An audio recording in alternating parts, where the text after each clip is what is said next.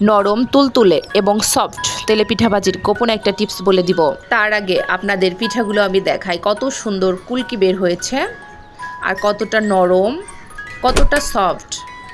আমি একটা পিঠা আপনাদের ভেঙে দেখাই, আসলেই পিঠাটা কতটা সফট হয়েছে দেখলেই বুঝতে পারবেন, এবং ভিতরে কিন্তু কাঁচাও নেই। খেতে অনেক সুস্বাদু, মুখে দেওয়ার সাথে সাথে একদমই মিলিয়ে যায়, যেটা খেতে অনেক সুস্বাদু। চলেন তবে দেখাই পিঠার গোলাটা কিভাবে গুলবেন, ওইটা আমি পরে বলে দিচ্ছি। এখন বলে দিব তেল ঠিক কোন পর্যায়ে আসলে পিঠাগুলো ভাজলে পিঠাগুলো পারফেক্টভাবে ফুলবে, কোনো রকম কড়াইয়ে লেগে যাবে না।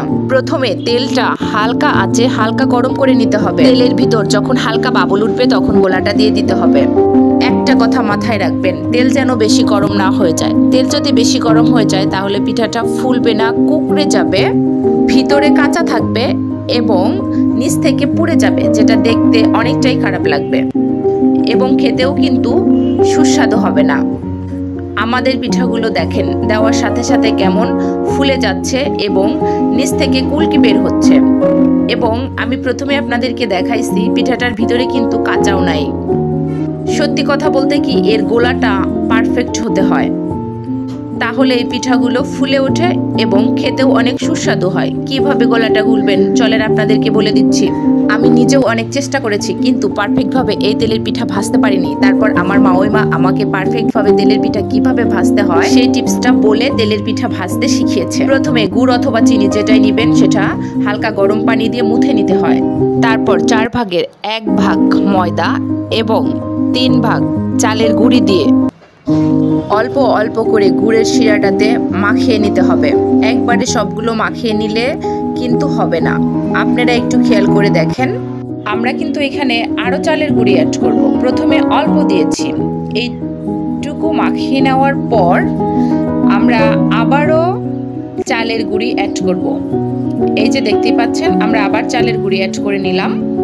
এখন এটা ভালোভাবে মুথে নিব। একটু খেয়াল করে দেখেন কিভাবে মুথে নেওয়া হচ্ছে। এই যে দেখেন, এইভাবে মুথে নেবেন কিছুক্ষণ। এইভাবে মুথে নেওয়ার পর তারপরে হালকা উষুম কুসুম গরম পানি এতে অ্যাড করতে হবে। ঠিক যেইভাবে দেখালাম এইভাবেই আপনারা বেটারটা গুলে নেবেন, দেখবেন একদমই পিঠাটা পারফেক্ট হবে, অনেক সফট হবে। আচ্ছা, ডোটা কোন পর্যায়ে রাখবেন এটা একটু খেয়াল করে দেখেন। এই যে হাত দিয়ে এইভাবে আপনারা তুলবেন, তুলে আপনারা ঘনত্বটা দেখবেন যে ঘনত্বটা ঠিক আছে কিনা। গোলাটা বেশি ঘন হয়ে গেছে, আমরা আবারও হালকা একটু পানি অ্যাড করব। পানি অ্যাড করার পর আমাদের ঘনত্বটা কেমন হয়েছে এই যে হাতের দিকে খেয়াল করেন, এই যে দেখেন ঠিক এরকম হবে। আচ্ছা, আমরা আপনাদেরকে আবার তুলে দেখাচ্ছি ঘনত্বটা কেমন।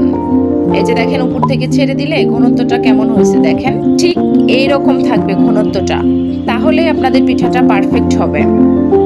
আমাদের গোলাটা কিন্তু পারফেক্ট হয়েছে। এখন আমরা একটা ভেজে দেখাই, দেখেন কত দ্রুত এই পিঠাটা ফুলে উঠতেছে এবং নিচে কুলকি বের হচ্ছে। ধন্যবাদ। ভিডিও ভালো লাগলে লাইক, কমেন্ট এবং চ্যানেলটি সাবস্ক্রাইব করে পাশে থাকবেন।